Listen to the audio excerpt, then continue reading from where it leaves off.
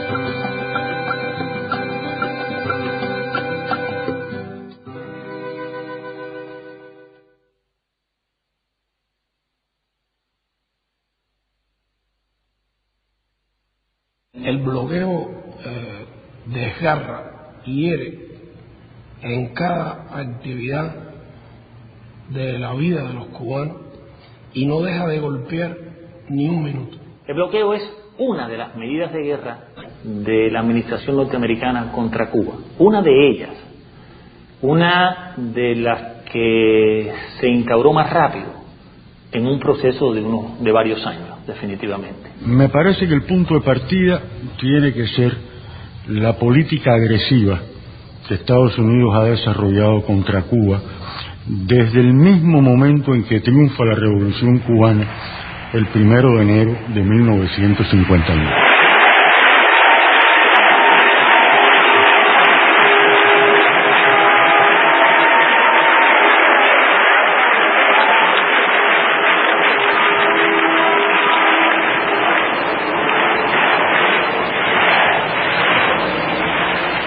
Cae el régimen de Batista.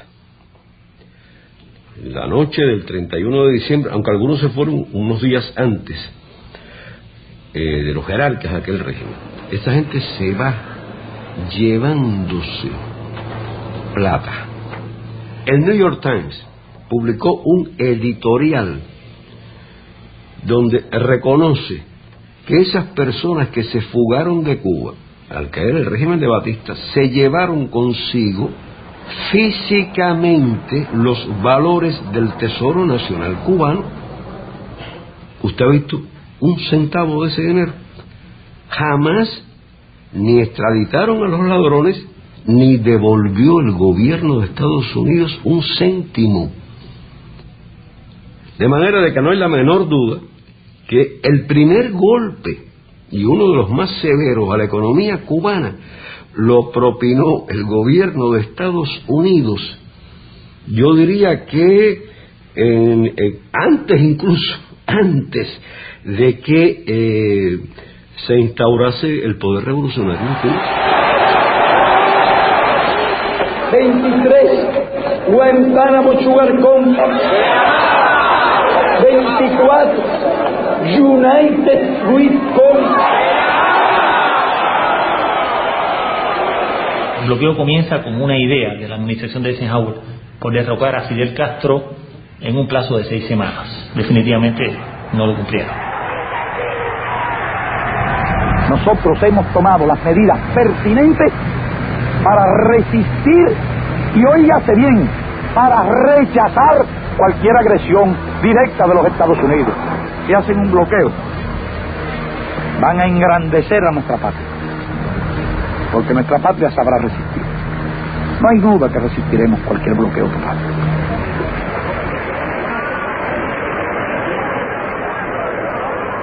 Y en ese mismo periodo comenzaron a surgir las primeras medidas del bloqueo. O sea, comenzaron por el corte del suministro de petróleo. Comenzó el gobierno de los Estados Unidos a rechazar crédito. Siguieron después por la prohibición de que las refinerías norteamericanas refinaran petróleo que no fuera norteamericano. Comenzó a reducir la cuota azucarera. Después suprimieron la venta de partes y piezas a las empresas cubanas. Imagínense ustedes, estamos hablando de un sistema industrial en los años finales de los años 50, inicio de los años 60, donde prácticamente toda la tecnología que había en Cuba era una tecnología norteamericana. O sea que hubo una conjunción en el tiempo entre los actos de sabotaje y los atentados y el inicio de las medidas económicas restrictivas contra Cuba. Cuba dependía en más de un 70% en su comercio del comercio con Estados Unidos. Cuba vendía a Estados Unidos más del 60% de su azúcar. Por lo tanto, en la lógica de la guerra, era una medida racionalmente pensada, intencionalmente dirigida a derrocar un gobierno. Hay un memorándum interno del Departamento de Estado donde un funcionario describe lo que ellos se proponen hacer. Este es un memorándum que no se conoció en aquel momento, que fue el año del 60. Este documento viene a conocerse en los años 80, años 90, cuando fue desclasificado. En ese memorándum, este funcionario que hace un análisis de lo que significarían esas, y no estamos hablando ni de Torricelli ni de Helms-Burton, estamos hablando de las primeras medidas, los primeros pasos. Faltaba un año para la invasión de Playa Girón, faltaba un año para que Fidel anunciara que en Cuba había una revolución socialista. Decía, la mayoría de los cubanos apoyan a Castro. Era el documento preparado para el presidente. No existe una oposición política efectiva. Reconocía el hecho de que la revolución cubana tenía, como tiene hoy, un inmenso apoyo popular. De otra manera no habría podido sostenerse. El único medio previsible, decía, para enajenar el apoyo interno es a través del desencanto y el desaliento. Hay que lograr crearles desaliento, desencanto, basado en la insatisfacción y las dificultades económicas. Debe utilizarse prontamente, decía el subsecretario, cualquier medio concebible para debilitar la vida económica de Cuba, negarle dinero y suministros a Cuba, para disminuir los salarios reales y monetarios, a fin de causar hambre, desesperación y el derrocamiento del gobierno. La esencia de la política del principio ha sido golpear al pueblo, dañar a la gente, hacerla sufrir como medio de combatir a un gobierno revolucionario. Hay que apretarles tanto, hay que meterle tanto vapor a la caldera hasta que estalle.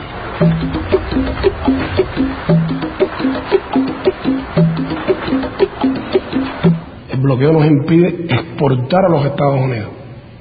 Cuba no puede vender nada en los Estados Unidos. Cuba podría vender en Estados Unidos 50.000 toneladas de níquel por año. Podríamos vender en Estados Unidos langostas y productos del mar, productos de la biotecnología y la medicina cubana. Podríamos vender tabaco. Un puro cubano en Nueva York se vende hoy de contrabando en $50 el puro. Podríamos vender ron, podríamos vender software, podríamos vender vacunas, productos biotecnológicos. Hoy Cuba no puede exportar absolutamente nada. O sea, Cuba puede comerciar en realidad con todo el mundo. Lo que ocurre es que todo el mundo no puede comerciar con Cuba. Nosotros adquirimos, por ejemplo, un producto en Argentina y esa carta de cambio, como quiera que se llame, no puede ser en dólares de los Estados Unidos, porque al llegar a un banco, ahí mismo el gobierno de los Estados Unidos la decomisa. Tiene que ser en otras monedas.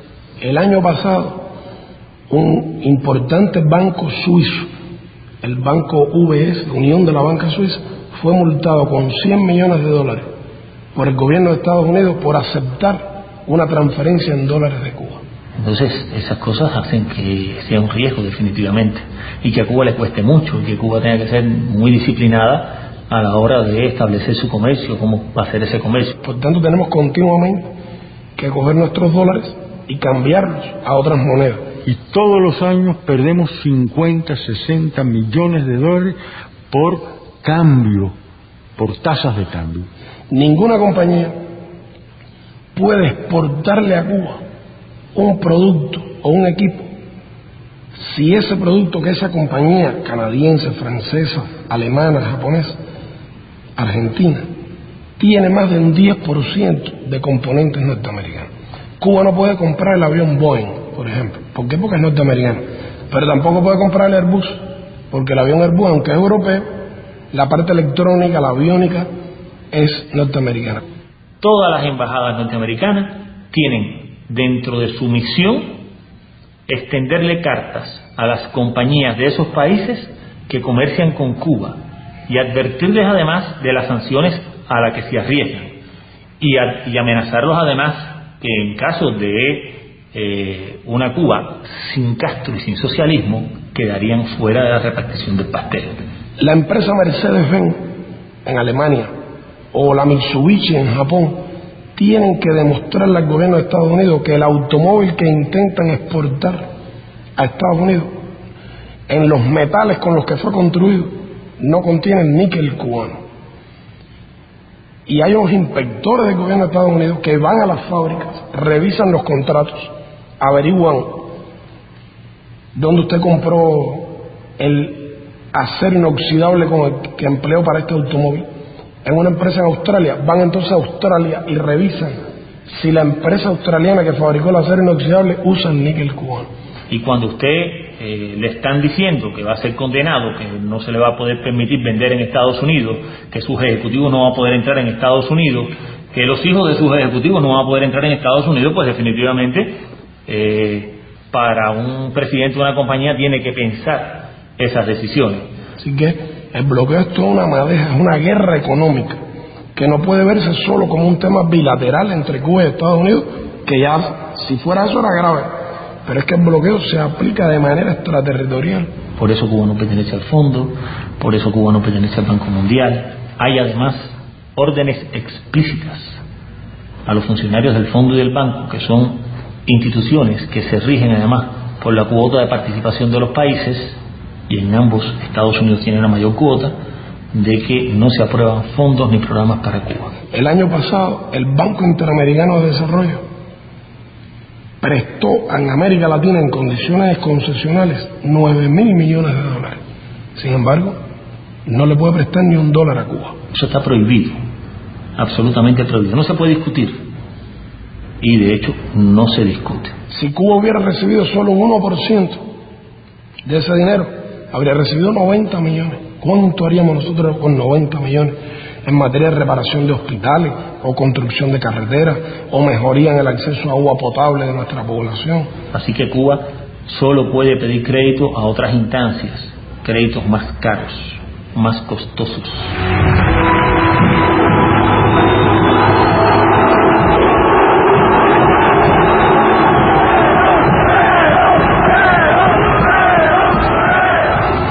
El bloqueo había sido roto por primera vez por la Argentina de Perón. Ya desde la época en que es Campos el presidente, se firman acuerdos muy importantes y se establece un gran impulso a las relaciones bilaterales entre Argentina y Cuba. El presidente Perón dio unos créditos a Cuba para comprar en la Argentina en el año 73, y Cuba fue a intentar comprar en la Argentina a filiales de empresas norteamericanas como la Ford, la Chevrolet, la General Motors y otras.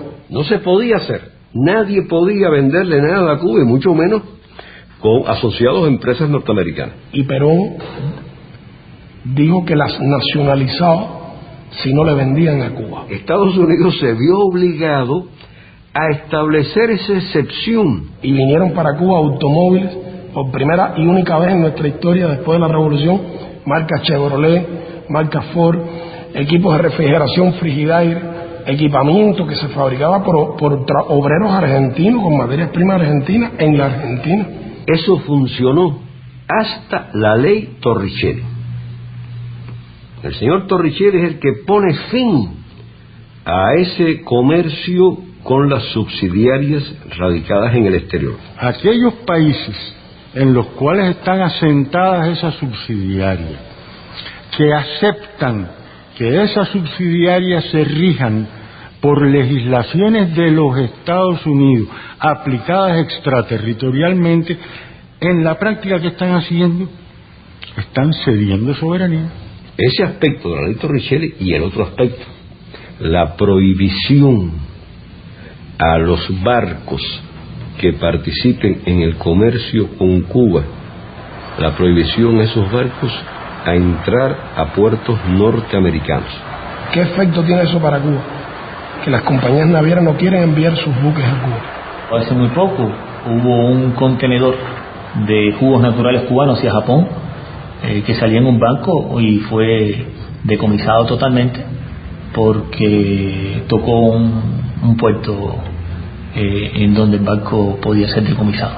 Ahora mismo andamos buscando buques para traer ganado en pie de Canadá hacia Cuba y no encontramos los barcos porque los barcos que están en la región no quieren. La ley Helms-Burton, a diferencia de la Torricelli, es una ley completamente concebida con relación a la guerra económica contra Cuba y a la guerra con Cuba en general. No es una ley de gasto de la defensa a la que se le agrega una sección sobre Cuba, es una ley completa, desde el título hasta el final, relacionada con Cuba. Intenta imponerle la ley norteamericana por sobre las leyes de otros países y por sobre el derecho internacional. Por eso es que presentamos cada año, desde el año 92, una resolución en Naciones Unidas que se llama Necesidad de poner fin al bloqueo económico, financiero y comercial impuesto por los Estados Unidos contra Cuba. Es un voto claro y preciso, es un voto contra el bloqueo. Y en el año 92, por primera vez, esa resolución recibió 59 votos a favor. Durante los últimos 14 años, el número de votos ha ido creciendo de manera sistemática y continua. Y el año pasado fue aprobada por 179 países, de los 191 que integran Naciones Unidas. Excelencias, en nombre de un pequeño país acosado por querer ser libre, les pido respetuosamente, una vez más, que voten a favor del proyecto de resolución presentado por Cuba. Muchas gracias. Vamos a iniciar la votación. La Asamblea está votando el proyecto de resolución A59L2 titulada Necesidad de poner fin al bloqueo económico, comercial y financiero impuesto por los Estados Unidos de América contra Cuba. Los representantes que estén a favor del proyecto de resolución A59L2 indíquenlo con su voto, así como los que estén en contra. Ruego a las delegaciones que confirmen que sus votos han quedado correctamente reflejados en la pantalla. The voting has been completed. The machine is locked. Se ha completado la votación, queda bloqueada la máquina.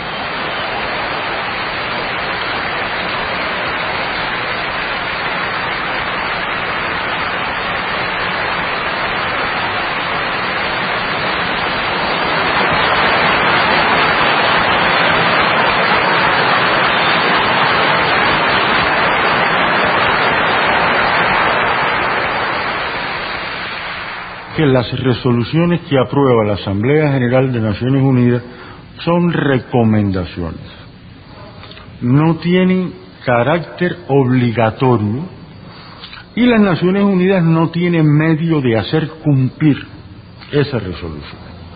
Y en segundo lugar, el elemento político, que es, hablando muy en criollo, que a los Estados Unidos le importa un bledo las Naciones Unidas. Es una muestra de arrogancia imperial, de desconocimiento de un clamor internacional, de desconocimiento del derecho internacional. Lo único que le interesa es tratar de lograr unas Naciones Unidas que responda 100% a sus intereses. Mientras más ha crecido el rechazo dentro de Estados Unidos y en la comunidad internacional a la aplicación del bloqueo, más duro ha sido. El gobierno de Bush ha apretado las tuercas del bloqueo hasta límites desconocidos antes. Y yo creo que el bloqueo a nosotros es una cosa muy injusta. Hay que llegar a Cuba muchos medicamentos, equipos médicos, hacer negocio con otros países, desarrollarnos.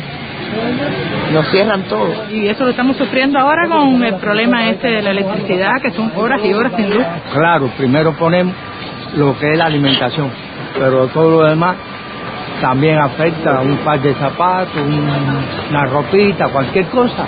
Ahora mismo usted ve el transporte como lo tenemos. ¿Usted cree que el transporte debía estar así? No debía estar así.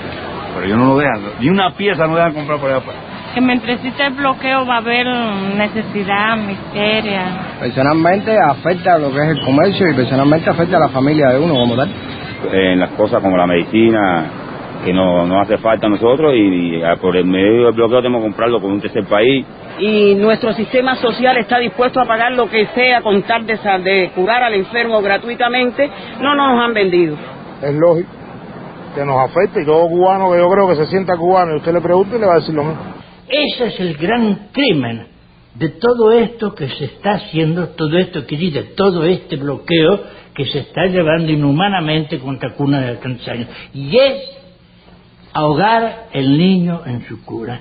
Es decir, aquella frase que decía William Blake, el poeta inglés. Es preferible ahogar un niño en su cuna que matar un deseo, que reprimir un deseo. Esto también se puede leer al revés. Reprimir un deseo, en este caso, un deseo de justicia, un deseo de libertad, un deseo de comunidad, un deseo de igualdad, es matar un niño en su cuna.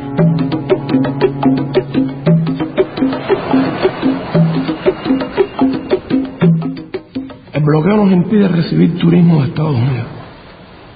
Y el bloqueo, en términos prácticos, está violando la Constitución de los Estados Unidos, porque se prohíbe que los norteamericanos viajen a Cuba. El norteamericano que viaja a Cuba puede recibir penas de hasta 10 años de cárcel y $250,000 de multa. Construir 100,000 viviendas nuevas por año en Cuba es algo que podríamos hacer con 500 millones. La vivienda es el principal problema que tenemos los cubanos durante muchos años. Los últimos 15 años no hemos podido construir las viviendas que necesitamos. Tenemos que construir 100,000 viviendas por año durante 10 años, 20,000 de ellas en la ciudad, para enfrentar ese que es el problema más grave. Hacer 100,000 viviendas lo podemos hacer con 500 millones. Y no podemos porque no tenemos ese dinero. Sin embargo, recibir 5 millones de turistas norteamericanos nos proveería $12,000 millones de ingresos brutos y no menos de 4 o 5 mil millones de utilidades, 10 veces más que lo necesario para construir 100,000 viviendas en un año. Una parte del turismo que venía de Estados Unidos eran cubanos que vivían allí. También en eso afecta, porque muchas familias no se arriesgan ahora a sufrir una condena, una multa por violar lo que está establecido por el gobierno norteamericano. Que antes era de la generosidad de Clinton, que podían una vez al año visitar a su familia. Bueno, ahora con Bush es una vez cada 3. Sí le dan permiso, que pueden denegarlo.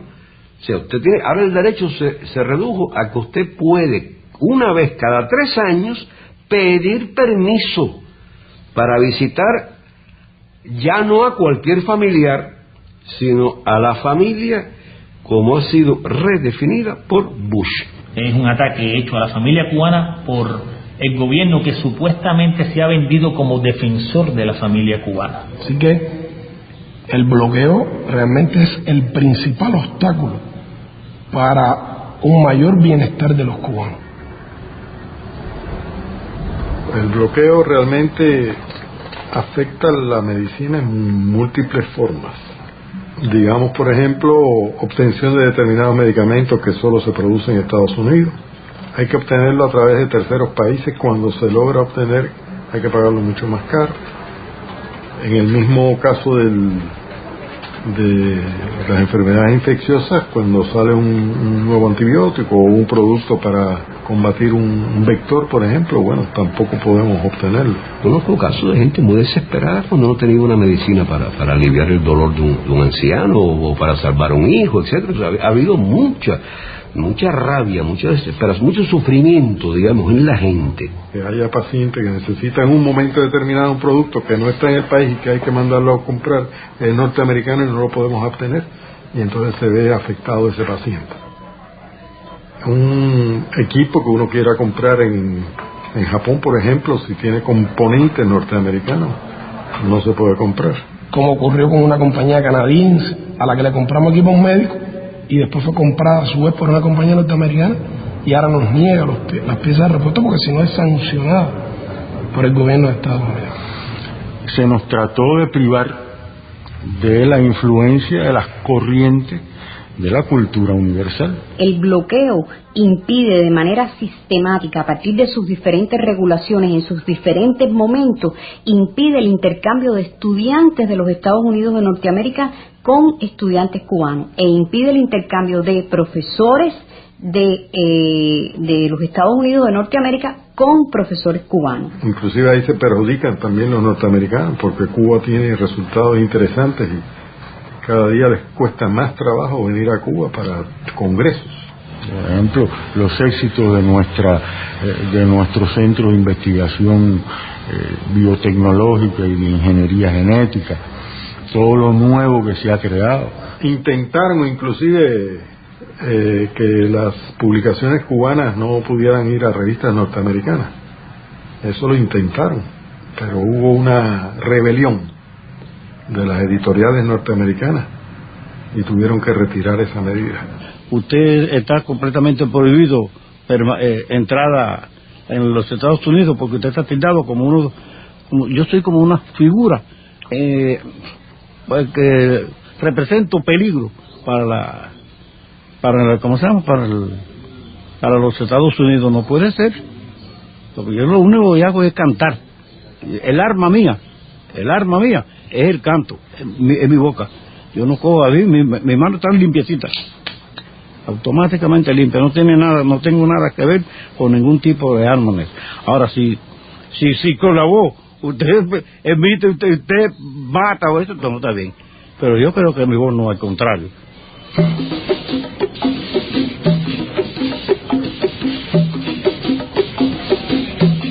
Nosotros no queremos que la prensa nos defienda. Nosotros queremos que la prensa cuente la realidad, para que la gente saque sus conclusiones por sí misma. Porque el peso del elemento de la manipulación mediática es enorme. Un argentino que se va para Estados Unidos, se dice el argentino emigra, o el mexicano emigra. Un cubano cuando va para Estados Unidos se dice huye. Aunque vayan por razones los dos económicas, deseando mejorar. Uno llega acá a Cuba en cierto modo hasta temeroso, ¿no? Porque se dicen tantas cosas que definitivamente no son ciertas. Para eso Bush ha dedicado 59 millones, que logran que los grandes periódicos, mucha prensa en el mundo, acepte publicar cosas contra Cuba, tergiverse, le dan dinero a Reporteros Sin Fronteras. De hecho, los 59 millones que le han dado a este año a esos grupos es mucho más que el dinero que Cuba dispone para enfrentar algunos de los programas con los cuales se benefician millones de ciudadanos cubanos. Artículos pagados en los principales periódicos, programas de televisión, eventos contra Cuba como el que se dio hace poco en la República Checa. A veces a nosotros nos dicen, regresamos a nuestros países, ¿no? Y la visión se nos ha abierto mucho. Y cuando uno empieza a hablar un poco de Cuba, es cierto que muchos te dicen, oye, a ti te han cambiado la manera de pensar, ¿qué te están diciendo de Cuba? Pero tendrían que estar aquí para ver lo que realmente sucede. Ha faltado que de verdad se reporte con objetividad, con amplitud sobre este tema.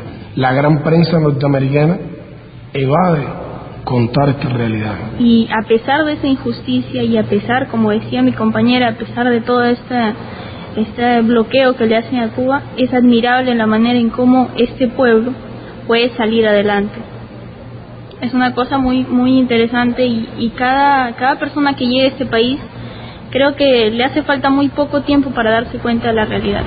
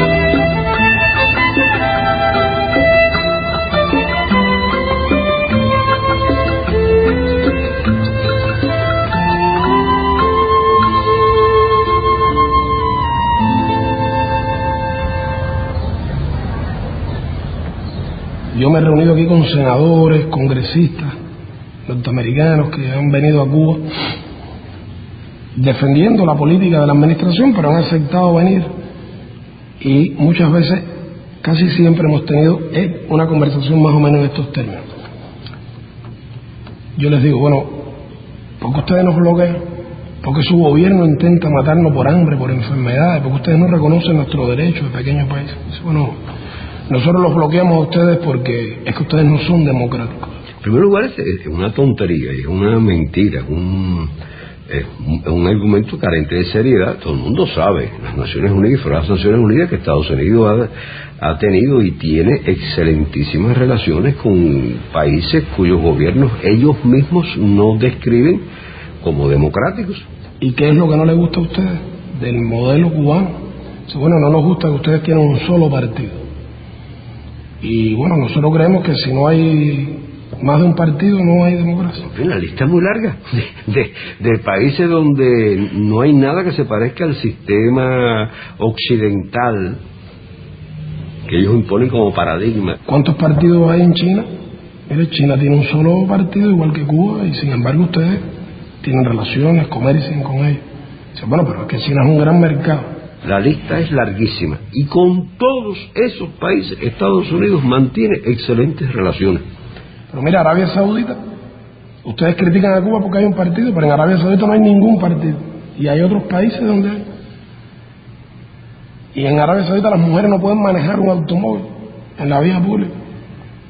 Bueno, pero usted tiene que comprender que es el petróleo, me dicen. Y relaciones sobre todo en lo económico. Es que la política exterior de un país no puede fundamentarse solo en intereses, tiene que fundamentarse en principios. Es la diferencia entre ustedes y nosotros. Tiene que haber una ética. Ellos nunca le han preguntado a ningún país cómo se organiza a la hora de apoderarse de sus minas, de su petróleo, de lo que les interesa.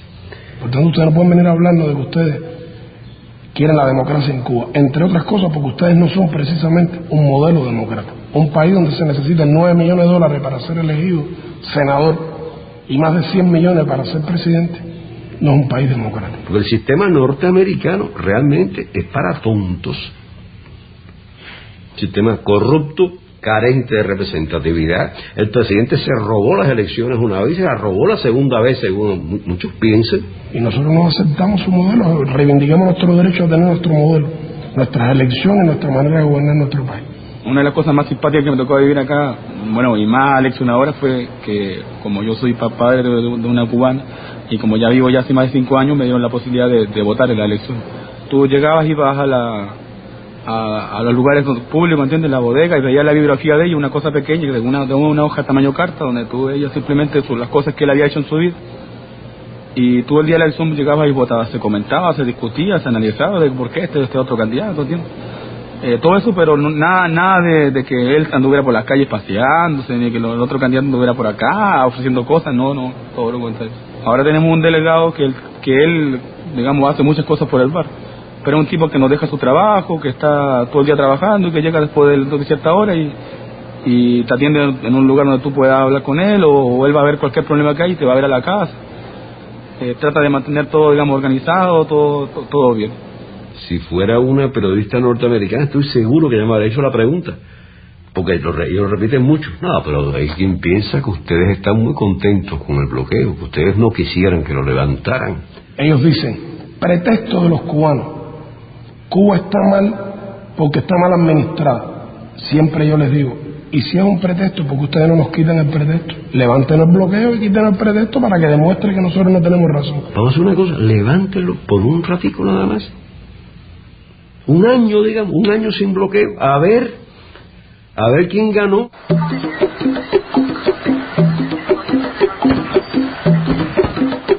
Un tema insólito en la política de Estados Unidos hacia Cuba es que la política del gobierno de Estados Unidos hacia Cuba durante muchos años no ha estado cimentada en los intereses nacionales de Estados Unidos. Porque si Estados Unidos formulara una política hacia Cuba, bueno, no habría duda que fomentaría el comercio con Cuba, las relaciones. Las administraciones norteamericanas se han caracterizado, yo creo, en su historia por ser siempre muy pragmáticas y manejan siempre esa filosofía de si no puedes vencerle, hazlo tu amigo, ¿no? En el caso de Cuba, ellos realmente lo han hecho siempre a la inversa. No han podido vencernos, pero no pueden ser nuestros amigos. Nosotros le hemos propuesto al gobierno de Estados Unidos colaborar en el enfrentamiento a las drogas o en la lucha contra el terrorismo o para evitar la migración ilegal, y el gobierno de Estados Unidos, aun cuando esto le conviene y es bueno para sus intereses, lo rechaza porque teme la reacción de los grupos extremistas de Miami. Esa emigración reaccionaria que vive del negocio de la política contra Cuba ha sido un gran perdedor durante 45, 46 años. Siempre han perdido, teniendo centenares de millones de dólares, siempre han perdido. Y lo que ha ocurrido es que la política hacia Cuba ha sido secuestrada por estos grupos terroristas cubanos, grupos extremistas organizados en Estados Unidos, que son apenas 20 o 30 familias cubanas, pero que son las que tienen el dinero, no representan los intereses de la mayoría de los cubanos que han ido allí, que han emigrado por razones económicas, sino que son los antiguos batistianos, los antiguos dueños, los antiguos explotadores y torturadores en Cuba que se fueron para ahí y que tienen gran influencia. No hay que olvidar que el hermano del presidente de Estados Unidos es el gobernador de la Florida. Y entre otras cosas, una de sus fortalezas está en sus relaciones tan estrechas con la parte más reaccionaria de la emigración cubana. Financian, participan en las campañas, por ejemplo, de los 40 nuevos diputados republicanos que fueron elegidos en noviembre, 26 sabemos que han recibido dinero de los lobbies cubanos de ultraconservadores de Miami. Pagando, además, deuda que ese gobierno tiene contraída con esa parte tan reaccionaria de la migración cubana en Estados Unidos, que vive del negocio de la contrarrevolución.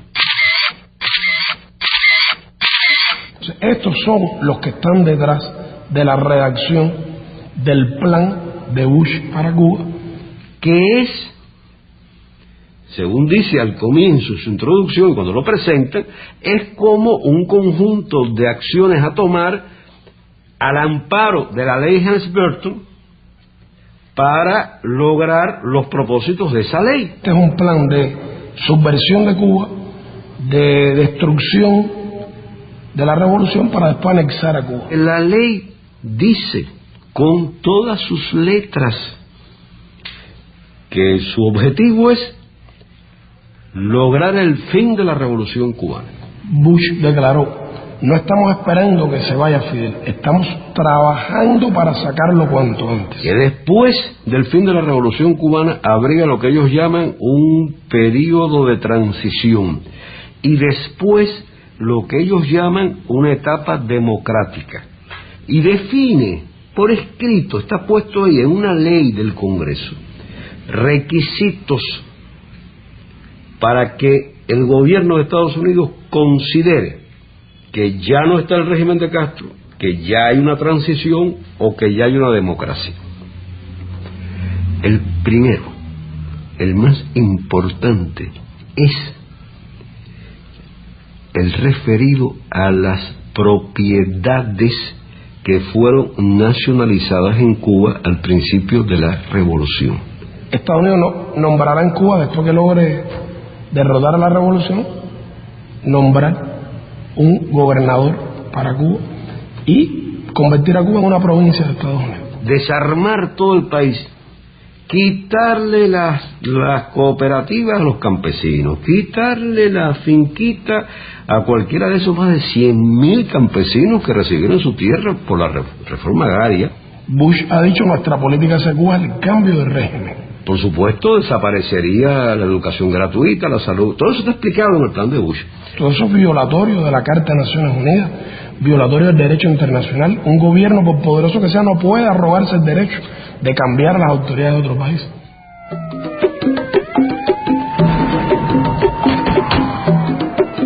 La estrategia de los sucesivos gobiernos de Estados Unidos contra Cuba no ha excluido ninguna modalidad de agresión. La gran verdad es que sucesivas administraciones norteamericanas han promovido el terrorismo contra Cuba. Acciones de sabotaje, acciones de quema de cañaverales, sabotaje contra instalaciones económicas, como vehículo que el gobierno de los Estados Unidos de la época, era todavía el gobierno del general Dwight Eisenhower, utilizaba para tratar de desestabilizar al naciente proceso revolucionario cubano.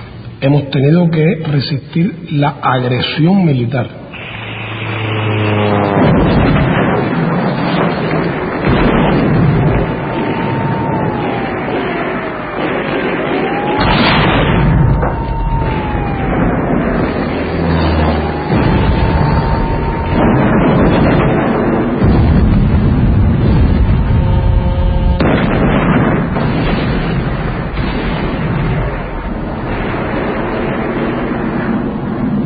Cuba está a minutos de la acción de la Fuerza Aérea, de la cohetería, de las unidades militares norteamericanas. Desde Estados Unidos han venido lanchas artilladas que han disparado contra poblaciones civiles en Cuba. Hemos tenido que soportar la guerra sucia, la organización por la CIA de bandas armadas que operaron en Cuba entre el año 60 y el 67, en que logramos derrotar, que llegaron a tener miles de hombres armados que asesinaron campesinos, asesinaron a jóvenes que habían ido a alfabetizar a las montañas y a las zonas rurales de nuestro país, estudiantes casi niños. En ese momento se creó la más grande estación de la CIA que ha existido nunca. Funcionó en Miami. Miles de cubanos fueron allí entrenados en técnicas de demolición, de sabotaje. Hubo el intento de asesinar al Che tirándole con una bazuca en el momento en que fue a intervenir ante la Asamblea General de Naciones Unidas en diciembre del 64. Otra vertiente más cercana es el apoyo, la financiación, el suministro y el aliento que desde el territorio de los Estados Unidos se ha realizado hacia grupos terroristas, tanto dentro de Estados Unidos como en otros países, para que actúen contra Cuba. Manos asesinas colocan bombas incendiarias de fabricación yanqui en el Encanto nacionalizado, un centro de trabajo en el que ganan su sustento miles de familias cubanas. En el mismo centro de La Habana, poniendo en peligro gran número de hogares cubanos, provocan un incendio de grandes proporciones.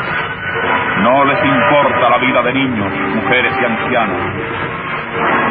Con estos actos de barbarie, el imperialismo yanqui pretende destruir nuestras riquezas nacionales y paralizar la producción y promover la escasez.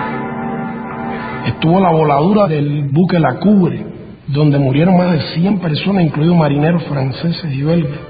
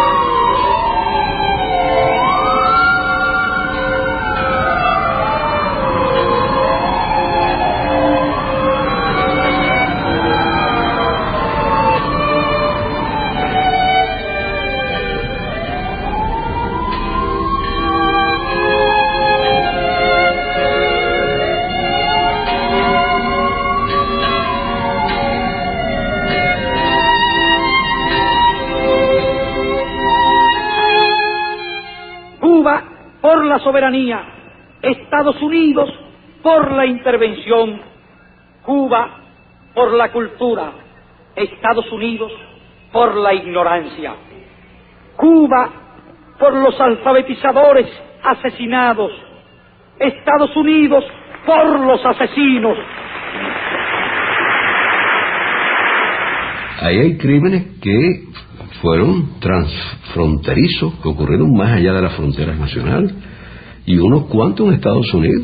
Mi hermano Eulalio emigró a Estados Unidos alrededor de los años 61, 62. Como emigraron muchos cubanos, formó parte del Comité de los 75, que fue un grupo de 75 cubanos, que fue una de las primeras visitas que hubo en nuestro país para lograr precisamente este acercamiento y la reunificación familiar y esta lucha de apoyo en Estados Unidos contra el bloqueo. Comenzó a recibir muchas amenazas y finalmente él es asesinado el 25 de noviembre de 1979 por Omega 7. Se organizaron más de 600 planes para asesinar a Fidel. Ha habido lucha biológica, agresiones en el terreno biológico, epidemias introducidas en el país contra las plantas, contra los animales. La epidemia de dengue hemorrágico, introducido como un virus de laboratorio. En menos de 3 años, 5 graves plagas y epidemias han azotado a nuestro ganado, a nuestras plantaciones y, lo que es peor, a nuestra población. La fiebre porcina, el moho azul del tabaco, la roya de la caña, el dengue hemorrágico y por último la conjuntivitis hemorrágica, que han causado considerables daños materiales y humanos. En el año 81 entra en Cuba en forma no natural el dengue 2.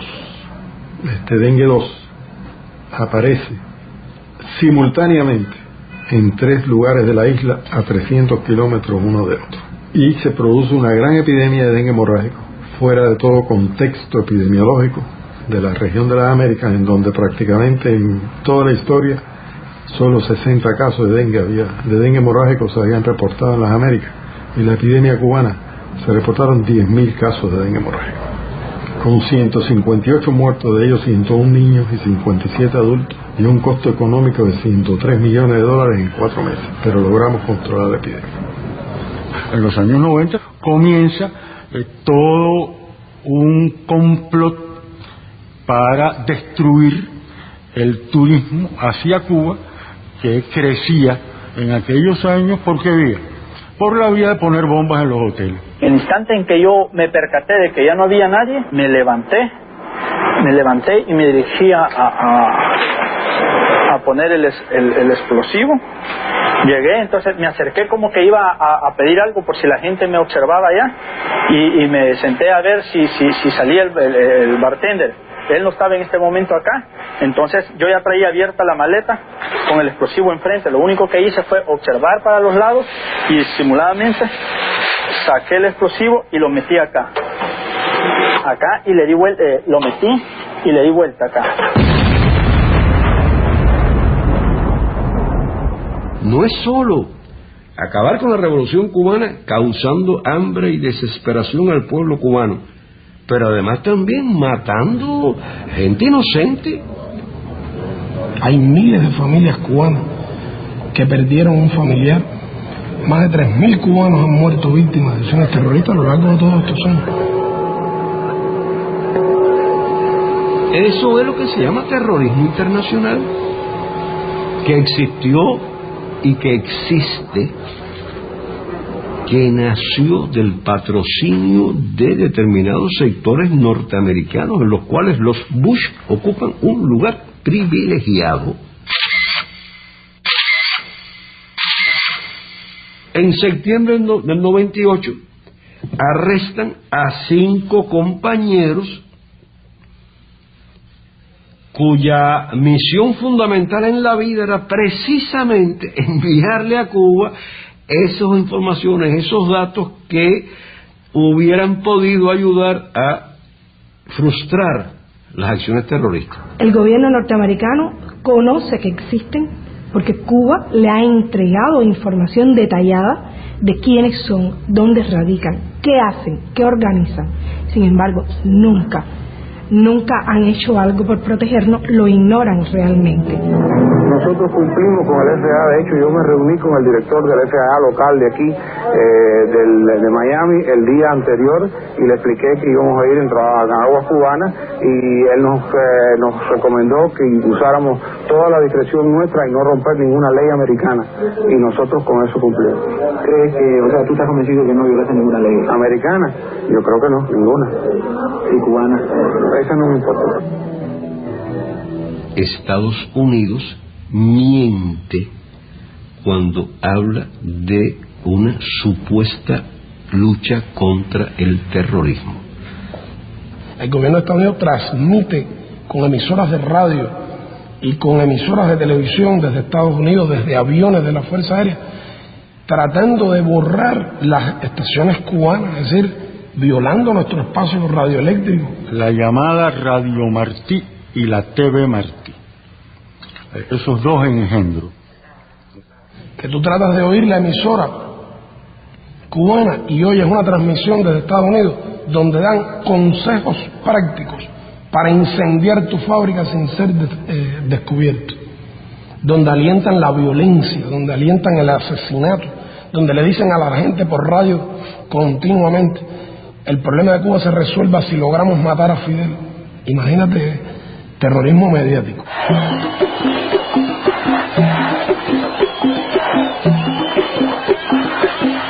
Si el pueblo cubano tiene algún mérito, es sobre todo su proeza de los últimos 15 años.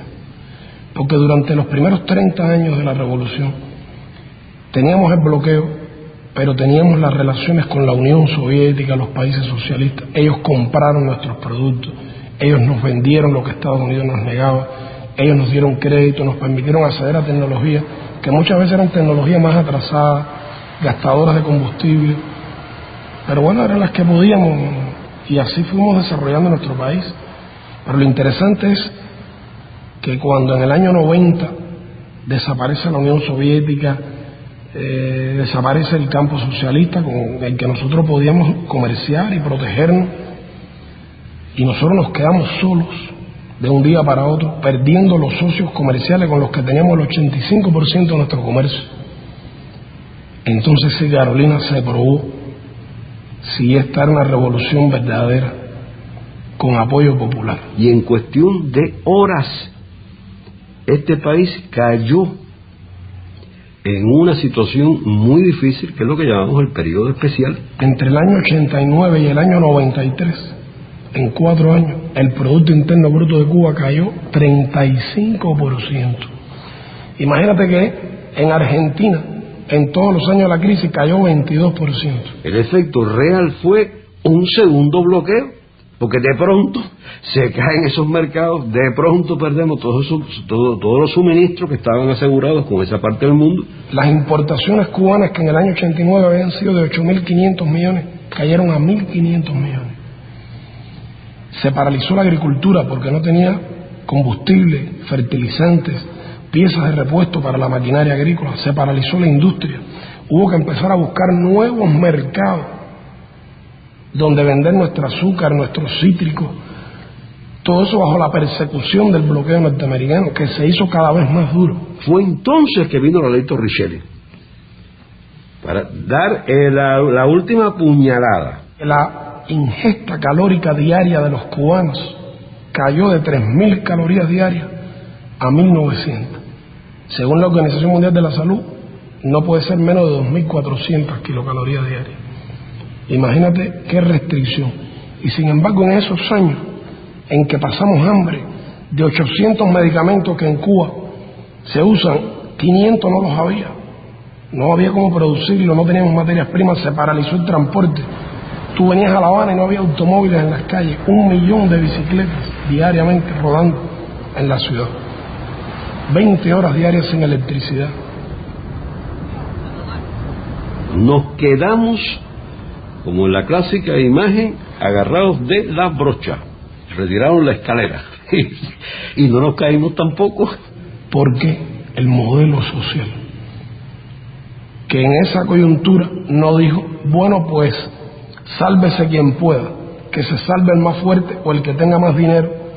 Dijimos, hay poca comida, bueno, lo primero es priorizar a la mujer embarazada, al niño recién nacido, al anciano que vive solo, y no dijimos, bueno, pues privatizamos los servicios y el que tenga dinero que lo pague y el que no, bueno, que se adapte a la idea de que no tiene derecho. Ha habido que levantarse, que superarse, que ser capaces de ser más creativos, de ser más esforzados. Dijimos, vamos a mantener nuestras escuelas abiertas, aunque no tengamos los libros, aunque tengamos cuando termine el curso que coger esos libros, volverlos a coser para entregárselos a los niños. Las familias se prestaban los uniformes de unos niños a los otros. Compartíamos lo poco que teníamos, la solidaridad entre los vecinos, el Estado jugando un papel, no dejando abandonado a nadie a su suerte. Y hoy, cualquiera que objetivamente vea la situación cubana, tiene que darse cuenta que hoy la situación, con grandes dificultades, con grandes problemas, que usted los habrá apreciado, me imagino, sin embargo, es mejor que la que teníamos cuando comenzó lo que llamamos el periodo especial. Empezamos a desarrollar el turismo, aceptamos un poco de la inversión extranjera, desarrollamos nuevos rubros de nuestra producción, empezamos a producir nuestro propio combustible y poquito a poco fuimos saliendo adelante.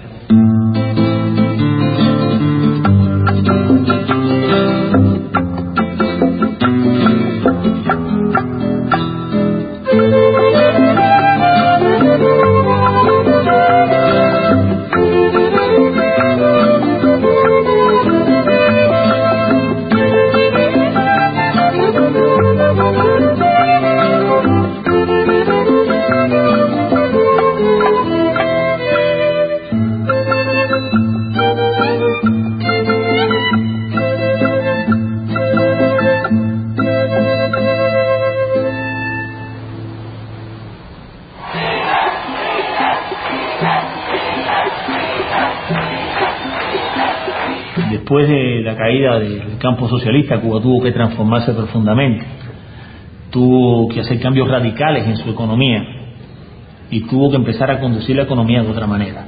Y tuvo que pensar, además de eso, en otros sectores productivos. La situación ha evolucionado gracias a la sabiduría, al esfuerzo, a una política muy consistente y sobre todo al esfuerzo de nuestra gente. Hoy nuestro país tiene grandes fortalezas, sin lugar a dudas, en un grupo de sectores que hace 15 años prácticamente no existían.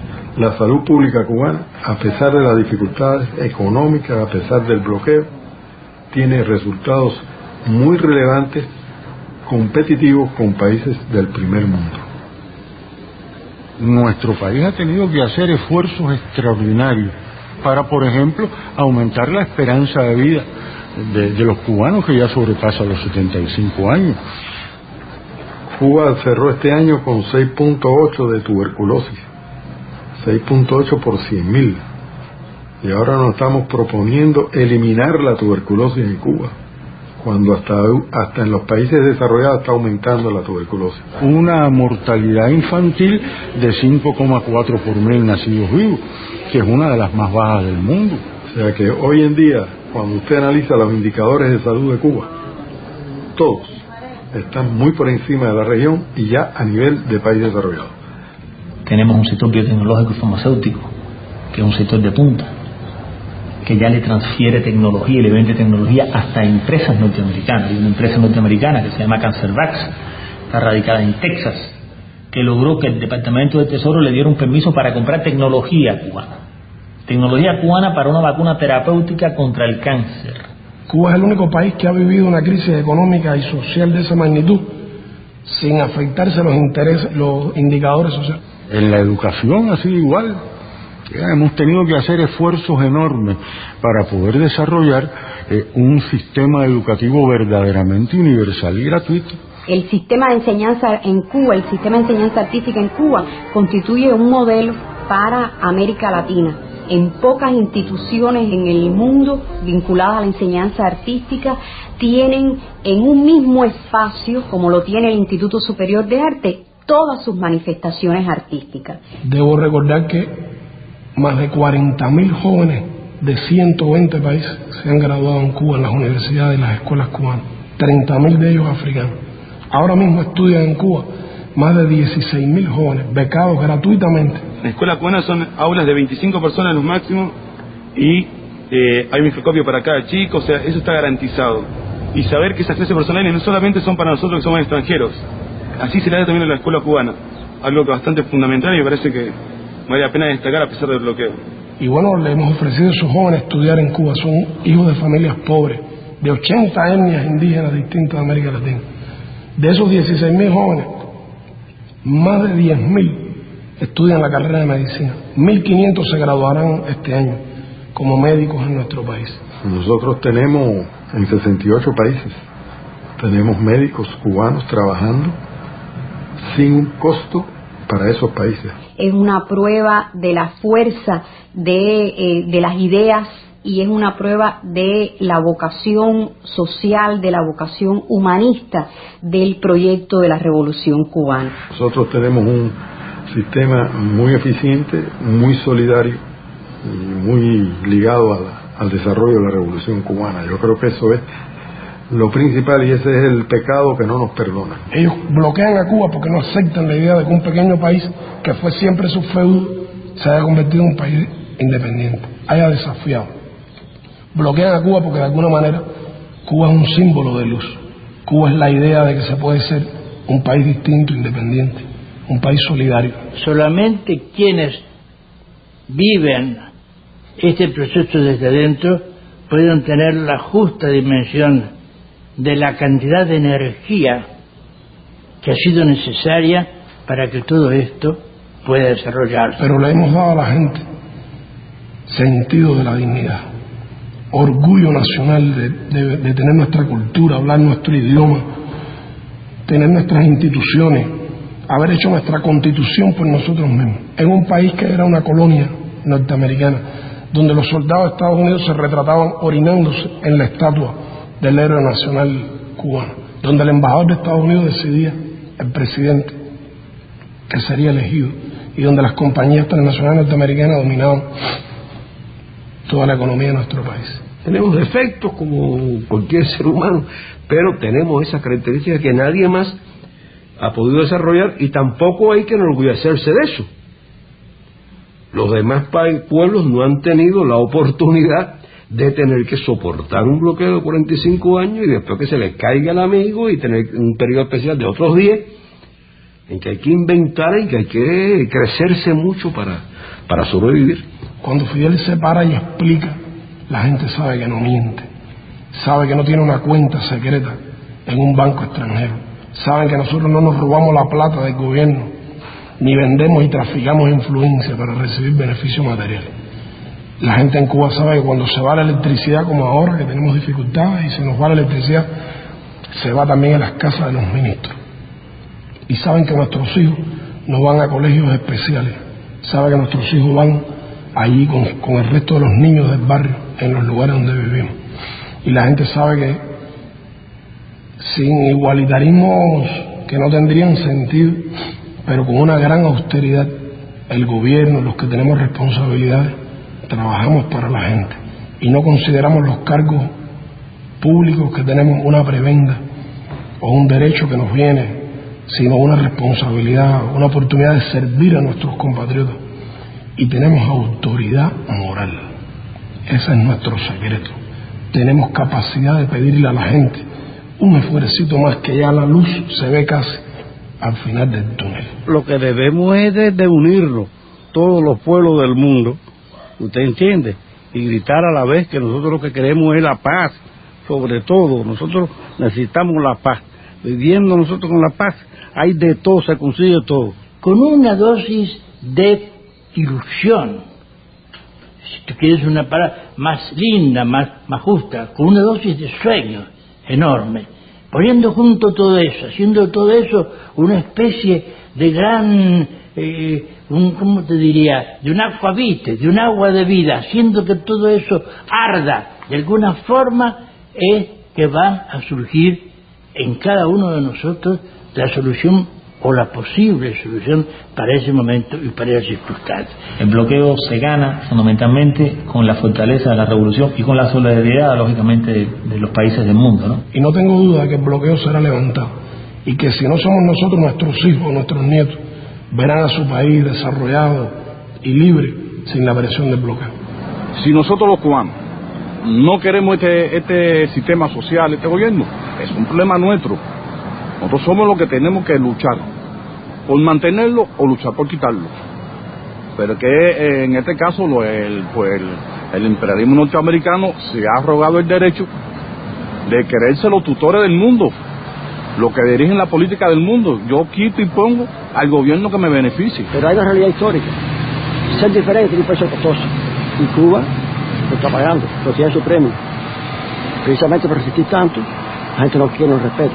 Hay que luchar, si usted no lucha no puede llegar a tener lo que usted quiera tener. Además, ¿qué sistema político tú me quieres imponer a mí como América Latina? Si en 100 años, ¿qué progreso tiene América Latina?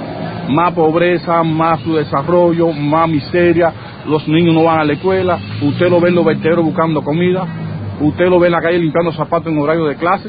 Entonces, ¿qué modelo social tú me quieres imponer a mí? Si es que yo estoy mirando, no sirve. Aquí el gobierno ha hecho cosas casi imposibles de hacer por salir adelante. Pero bueno, aquí estamos, con bloqueo y sin bloqueo, aquí estamos y seguimos para adelante. Porque no dejaremos que nos opriman ni nos destruyan por nada del mundo ni por nada. Y para adelante y construir hasta adelante. Y los pueblos poco a poco se van despertando.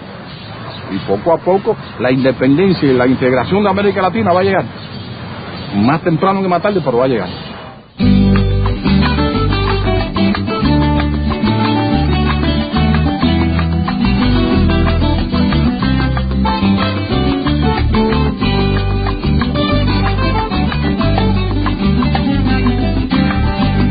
Por año más de uno ya llegaron, queriendo mercadearnos los sudores, pero sus matemáticas olvidan que dimos historia precolombina y no estamos pa' jueguitos de indios y conquistadores.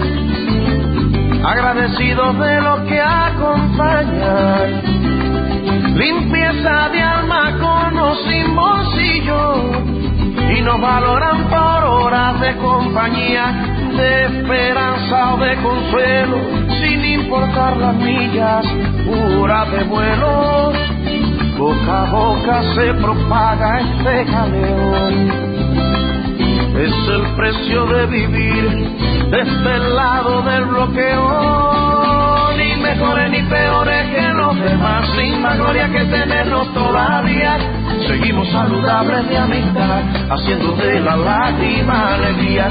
Pasamos de apariencia de extranjeros a la confirmación de nacionales. Para aclarar la duda de este verso, guajiros serios y heterosexuales.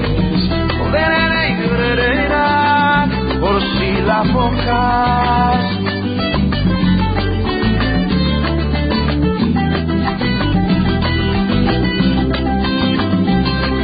Por si las moscas. Ni mejores ni peores que los demás, sin más gloria que tenernos todavía. Seguimos saludables de amistad, huyendo a la epidemia bobería, sin farándula ni piña ni intenciones de colgarnos a los movimientos. El tiempo nos revienta de canciones, obreros de los buenos sentimientos. Ni mejores ni peores que los demás, sin más gloria que tenernos todavía. Seguimos saludables de amistad, haciendo de la lágrima alegría. Pasamos de impresión como extranjeros a la confirmación de nacionales. Para aclarar la duda fue este verso, guajiros serios y heterosexuales. Por si las moscas.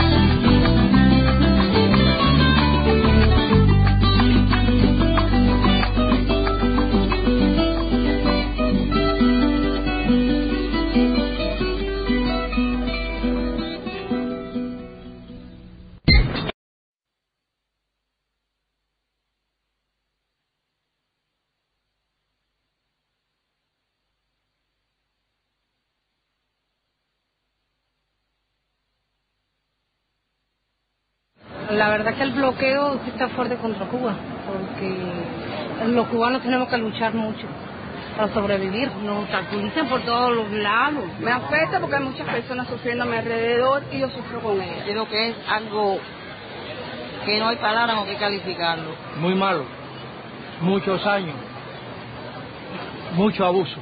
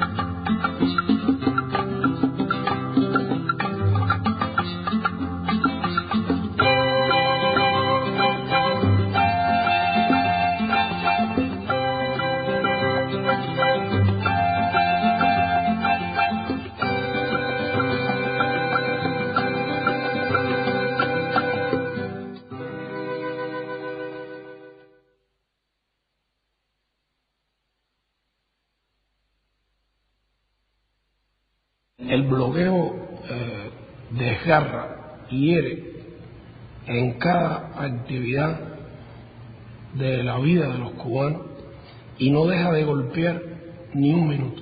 El bloqueo es una de las medidas de guerra de la administración norteamericana contra Cuba. Una de ellas, una de las que se instauró más rápido en un proceso de varios años, definitivamente. Me parece que el punto de partida tiene que ser la política agresiva que Estados Unidos ha desarrollado contra Cuba desde el mismo momento en que triunfa la Revolución Cubana el 1 de enero de 1951.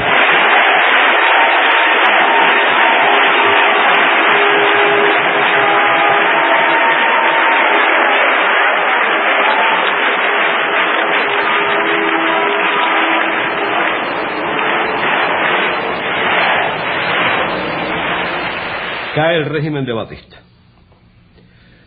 La noche del 31 de diciembre, aunque algunos se fueron unos días antes de los jerarcas de aquel régimen, esta gente se va llevándose plata. El New York Times publicó un editorial donde reconoce que esas personas que se fugaron de Cuba al caer el régimen de Batista se llevaron consigo físicamente los valores del Tesoro Nacional cubano.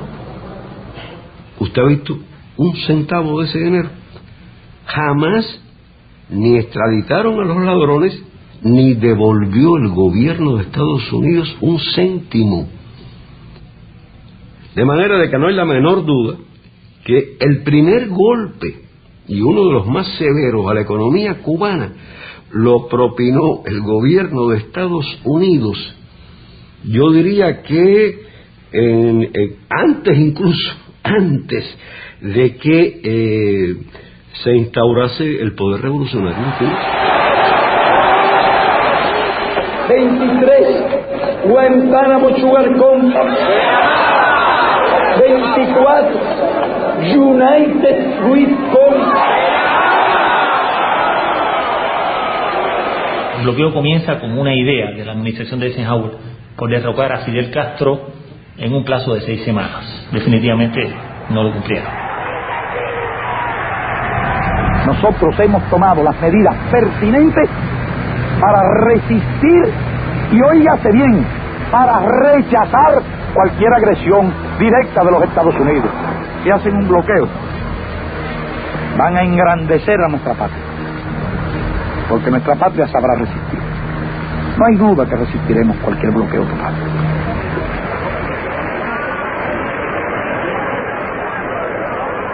Y en ese mismo periodo comenzaron a surgir las primeras medidas del bloqueo. O sea, comenzaron por el corte de suministro de petróleo. Comenzó el gobierno de los Estados Unidos a rechazar crédito. Siguieron después por la prohibición de que las refinerías norteamericanas refinaran petróleo que no fuera norteamericano. Comenzó a reducir la cuota azucarera. Después suprimieron la venta de partes y piezas a las empresas cubanas. Imagínense ustedes, estamos hablando de un sistema industrial en los años finales de los años 50, inicio de los años 60, donde prácticamente toda la tecnología que había en Cuba era una tecnología norteamericana. O sea que hubo una conjunción en el tiempo entre los actos de sabotaje y los atentados y el inicio de las medidas económicas restrictivas contra Cuba. Cuba dependía en de Naciones Unidas, son recomendaciones. No tienen carácter obligatorio y las Naciones Unidas no tienen medio de hacer cumplir esa resolución.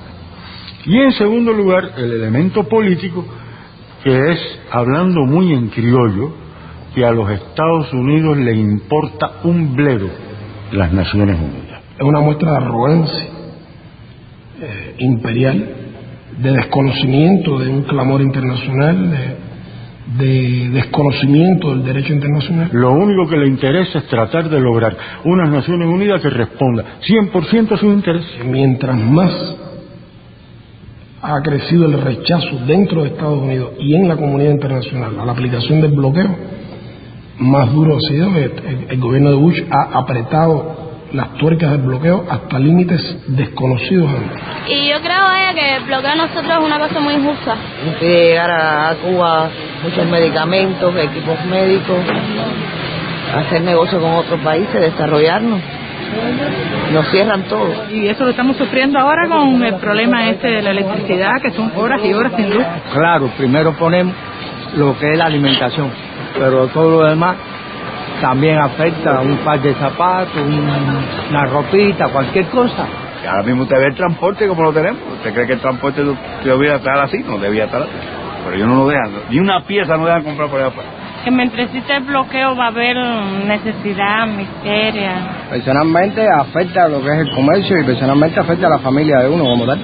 En las cosas como la medicina, que no hace falta a nosotros, y por el medio del bloqueo tenemos que comprarlo con un tercer país. Y nuestro sistema social está dispuesto a pagar lo que sea con tal de curar al enfermo gratuitamente. No nos han vendido. Es lógico que nos afecte, y todo cubano que yo creo que se sienta cubano y usted le pregunte y le va a decir lo mismo. Ese es el gran crimen de todo esto que se está haciendo, todo esto que dice, todo este bloqueo que se está llevando inhumanamente contra cunas de alcances años. Y es ahogar el niño en su cuna. Es decir, aquella frase que decía William Blake, el poeta inglés. Es preferible ahogar un niño en su cuna que matar un deseo, que reprimir un deseo. Esto también se puede leer al revés. Reprimir un deseo, en este caso, un deseo de justicia, un deseo de libertad, un deseo de comunidad, un deseo de igualdad, es matar un niño en su cuna.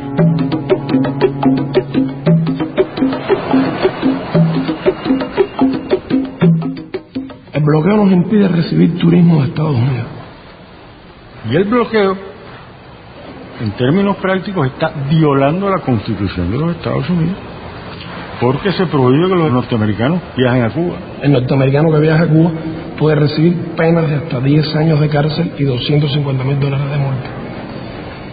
Construir 100,000 viviendas nuevas por año en Cuba es algo que podríamos hacer con 500 millones.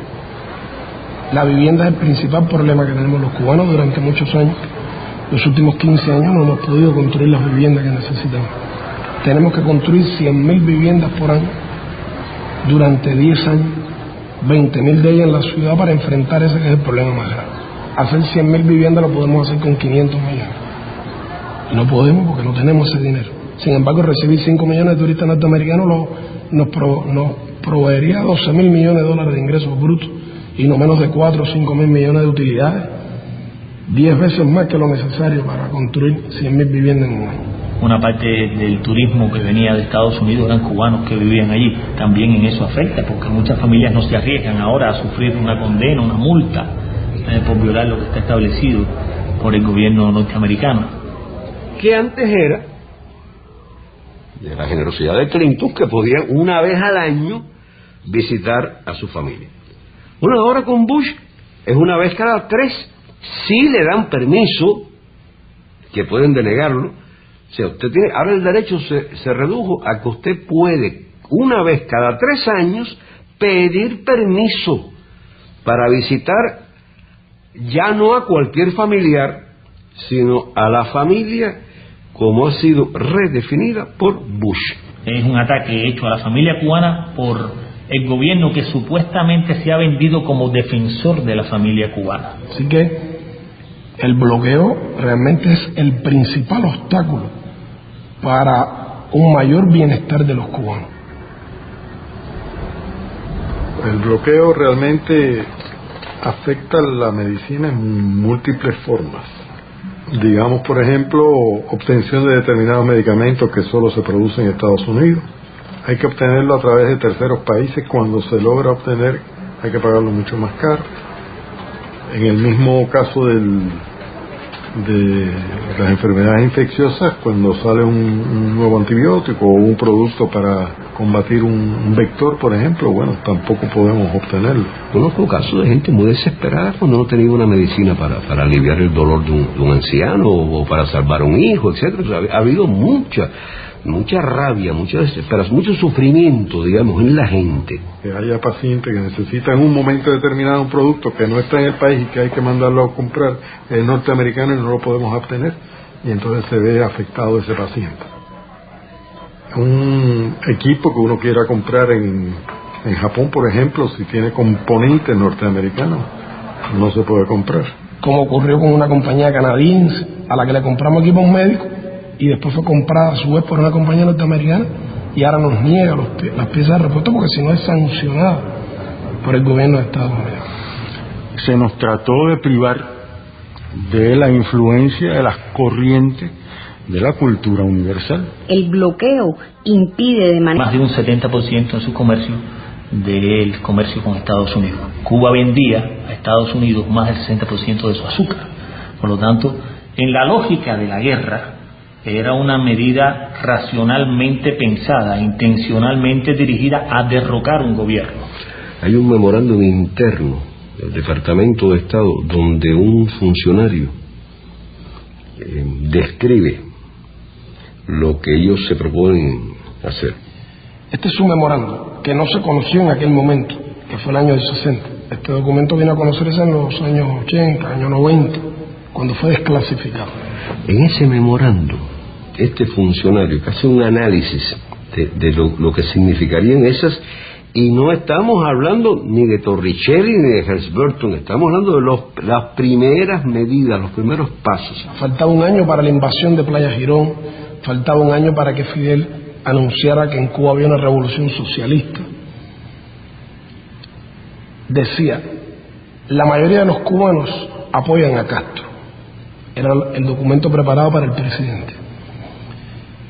No existe una oposición política efectiva. Reconocía el hecho de que la revolución cubana tenía, como tiene hoy, un inmenso apoyo popular. De otra manera no habría podido sostenerse. El único medio previsible, decía, para enajenar el apoyo interno es a través del desencanto y el desaliento. Hay que lograr crearle desaliento, desencanto, basado en la insatisfacción y las dificultades económicas. Debe utilizarse prontamente, decía el subsecretario, cualquier medio concebible para debilitar la vida económica de Cuba, negarle dinero y suministros a Cuba, para disminuir los salarios reales y monetarios, a fin de causar hambre, desesperación y el derrocamiento del gobierno. La esencia de la política del principio ha sido golpear al pueblo, dañar a la gente, hacerla sufrir, como medio de combatir a un gobierno revolucionario. Hay que apretarles tanto, hay que meterle tanto vapor a la caldera hasta que estalle.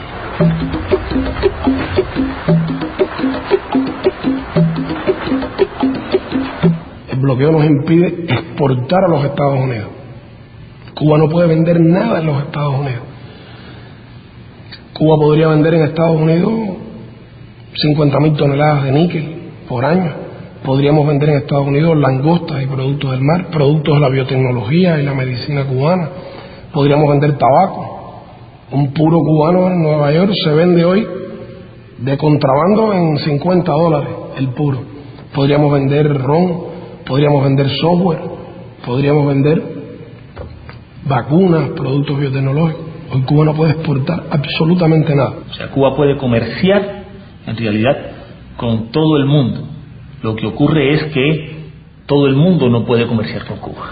Nosotros adquirimos, por ejemplo, un producto en Argentina y esa carta de cambio, como quiera que se llame, no puede ser en dólares de los Estados Unidos, porque al llegar a un banco, ahí mismo el gobierno de los Estados Unidos la decomisa.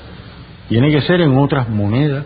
El año pasado, un importante banco suizo, el banco UBS, Unión de la Banca Suiza, fue multado con $100 millones por el gobierno de Estados Unidos por aceptar una transferencia en dólares de Cuba.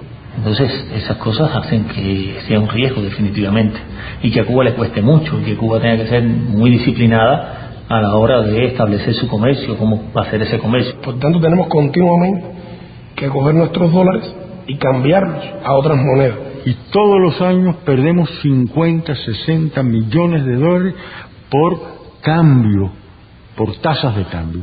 Ninguna compañía puede exportarle a Cuba un producto o un equipo si ese producto que esa compañía canadiense, francesa, alemana, japonesa, argentina, tiene más de un 10% de componentes norteamericanos.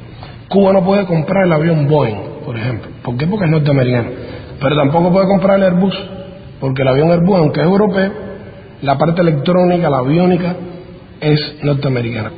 Todas las embajadas norteamericanas tienen dentro de su misión extenderle cartas a las compañías de esos países que comercian con Cuba y advertirles además de las sanciones a las que se arriesgan y amenazarlos además que en caso de una Cuba sin Castro y sin socialismo quedarían fuera de la repartición del pastel. La empresa Mercedes-Benz en Alemania o la Mitsubishi en Japón tienen que demostrarle al gobierno de Estados Unidos que el automóvil que intentan exportar a Estados Unidos en los metales con los que fue construido no contienen níquel cubano. Y hay unos inspectores del gobierno de Estados Unidos que van a las fábricas, revisan los contratos, averiguan dónde usted compró el acero inoxidable con el que empleó para este automóvil. En una empresa en Australia, van entonces a Australia y revisan si la empresa australiana que fabricó el acero inoxidable usa el níquel cubano. Y cuando usted le están diciendo que va a ser condenado, que no se le va a poder permitir vender en Estados Unidos, que sus ejecutivos no van a poder entrar en Estados Unidos, que los hijos de sus ejecutivos no van a poder entrar en Estados Unidos, pues definitivamente para un presidente de una compañía tiene que pensar esas decisiones. Así que el bloqueo es toda una madeja, es una guerra económica que no puede verse solo como un tema bilateral entre Cuba y Estados Unidos, que ya si fuera eso era grave, pero es que el bloqueo se aplica de manera extraterritorial. Por eso Cuba no pertenece al fondo, por eso Cuba no pertenece al Banco Mundial. De manera sistemática, a partir de sus diferentes regulaciones, en sus diferentes momentos, impide el intercambio de estudiantes de los Estados Unidos de Norteamérica con estudiantes cubanos, e impide el intercambio de profesores de los Estados Unidos de Norteamérica con profesores cubanos. Inclusive ahí se perjudican también los norteamericanos, porque Cuba tiene resultados interesantes y cada día les cuesta más trabajo venir a Cuba para congresos. Por ejemplo, los éxitos de nuestro centro de investigación biotecnológica y de ingeniería genética, todo lo nuevo que se ha creado. Intentaron inclusive que las publicaciones cubanas no pudieran ir a revistas norteamericanas. Eso lo intentaron, pero hubo una rebelión de las editoriales norteamericanas y tuvieron que retirar esa medida. Usted está completamente prohibido entrada en los Estados Unidos porque usted está tildado como yo soy como una figura que represento peligro para ¿cómo se llama? Para los Estados Unidos. No puede ser, porque yo lo único que hago es cantar. El arma mía es el canto en mi boca. Yo no cojo a mí, mi mano está limpiecita, automáticamente limpia, no tengo nada que ver con ningún tipo de arma. Ahora si con la voz usted emite, usted mata o eso, no está bien, pero yo creo que mi voz no, al contrario.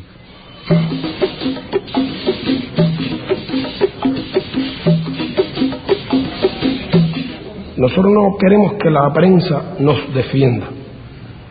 Nosotros queremos que la prensa cuente la realidad, para que la gente saque sus conclusiones por sí misma. Porque el peso del elemento de la manipulación mediática es enorme.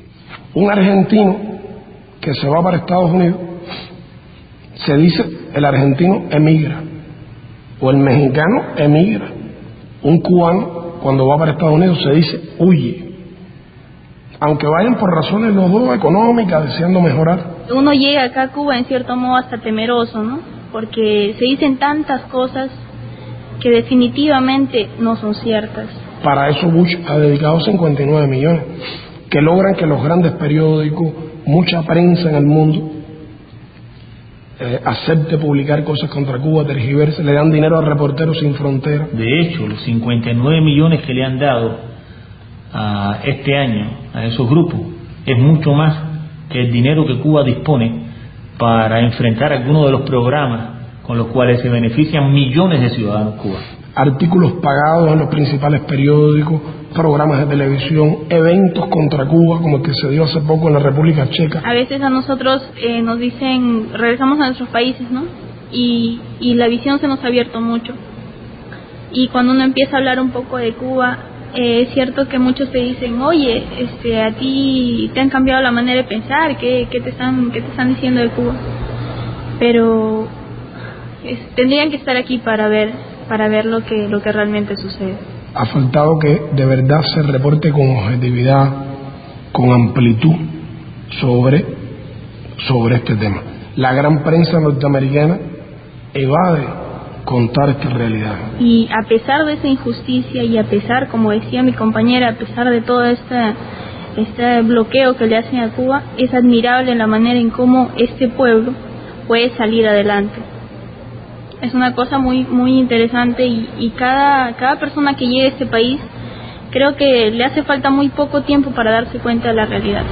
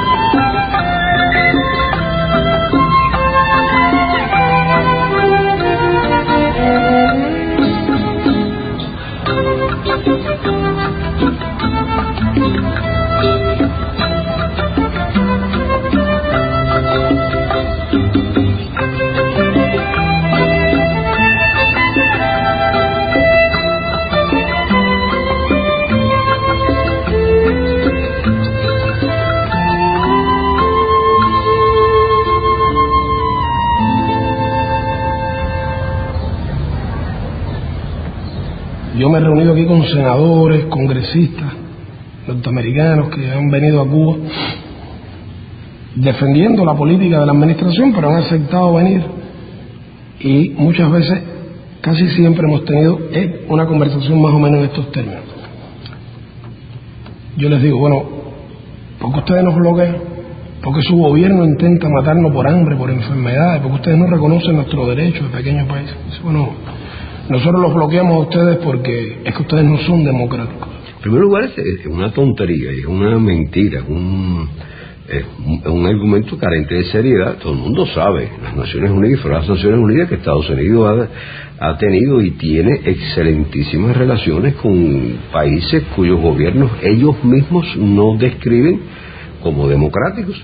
¿Y qué es lo que no les gusta a ustedes del modelo cubano?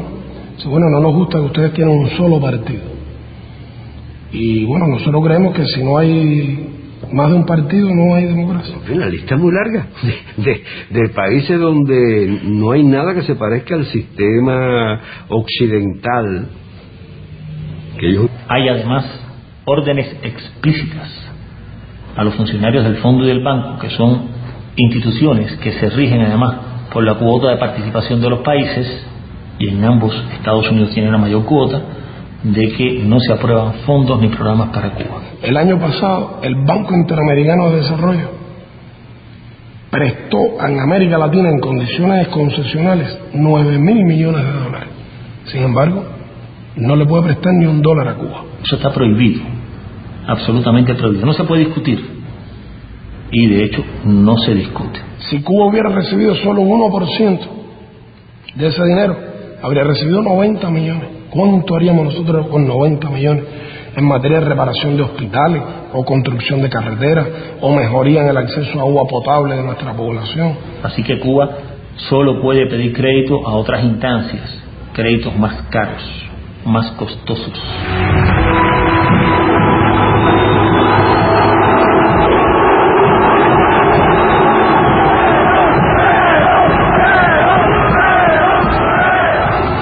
El bloqueo había sido roto por primera vez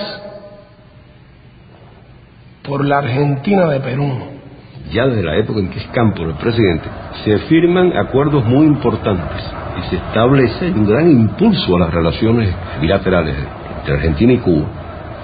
El presidente Perón dio unos créditos a Cuba para comprar en la Argentina en el año 73, y Cuba fue a intentar comprar en la Argentina a filiales de empresas norteamericanas como la Ford, la Chevrolet, la General Motors y otras. No se podía hacer. Nadie podía venderle nada a Cuba, y mucho menos con asociados a empresas norteamericanas. Y Perón dijo que las nacionalizaba si no le vendían a Cuba. Estados Unidos se vio obligado a establecer esa excepción. Y vinieron para Cuba automóviles por primera y única vez en nuestra historia después de la Revolución, marca Chevrolet, marca Ford, equipos de refrigeración Frigidaire, equipamiento que se fabricaba por obreros argentinos con materias primas argentinas en la Argentina. Eso funcionó hasta la ley Torricelli. El señor Torricelli es el que pone fin a ese comercio con las subsidiarias radicadas en el exterior. Aquellos países en los cuales están asentadas esas subsidiarias, que aceptan que esas subsidiarias se rijan por legislaciones de los Estados Unidos aplicadas extraterritorialmente, en la práctica que están haciendo, están cediendo soberanía.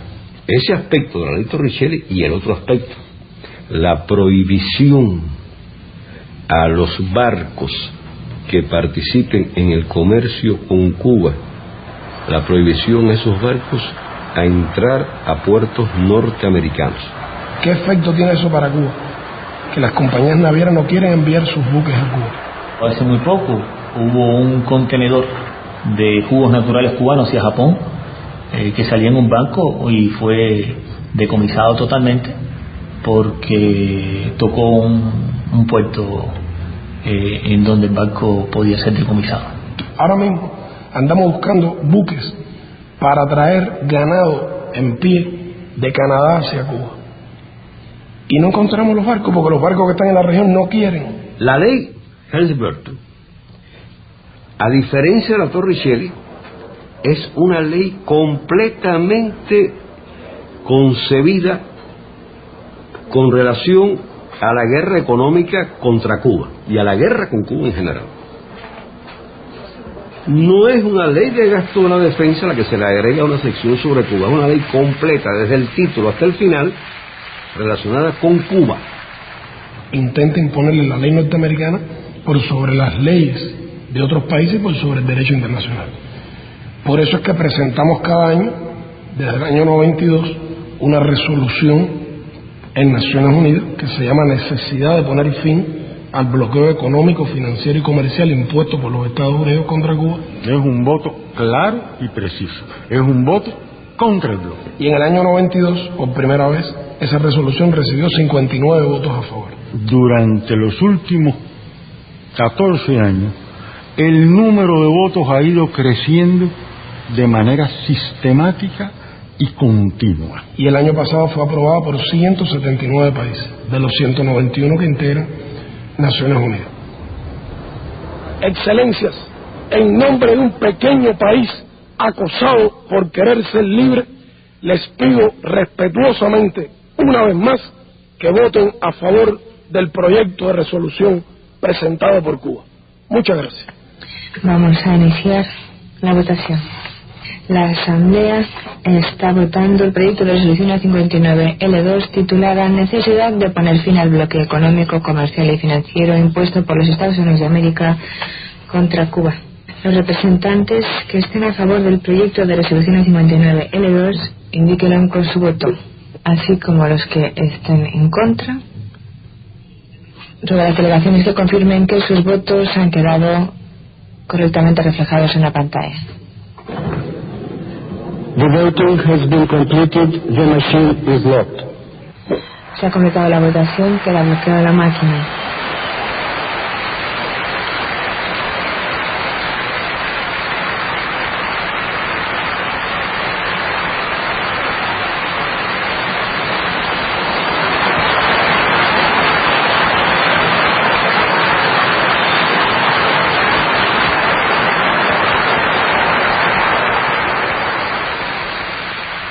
Que las resoluciones que aprueba la Asamblea General